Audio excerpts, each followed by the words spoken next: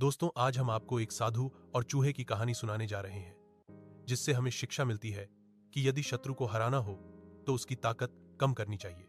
मंदिर के पास एक झोपड़ी में एक साधु रहता था। एक दिन एक चूहा वहां घुस आया।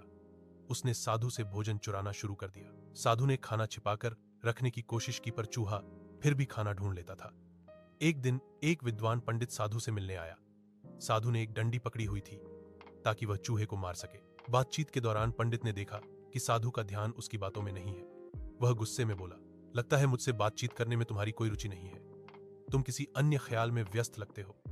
मुझे यहां से चले जाना चाहिए। साधु ने पंडित से माफी मांगी और उसे चूहे के बारे में बताया और बोला, मैं भोजन की मटकी कितनी भी ऊपर लटकाऊं, वह हमेशा उस तक पहुंच जाता है। यह मुझे हफ्तों से परेशान कर रहा है। पंडित को साधु की परेशानी समझ आ गई। उसने साधु से कहा, चूहा इतना ऊंचा इसलिए कूद सकता है क्योंकि वह बहुत ताकतवर और आत्मविश्वासी है। जरूर उसने कहीं भोजन इकट्ठा करके रखा होगा। हमें वह जगह ढूंढनी होगी।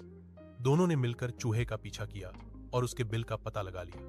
उन्होंने वहां खोदकर सारा खाना हटा दिया। खाना न होने के कारण चूहा कमजोर हो गया। उसने और खाना इकट्ठा करने की कोशिश की, पर उसे कुछ नहीं मिला।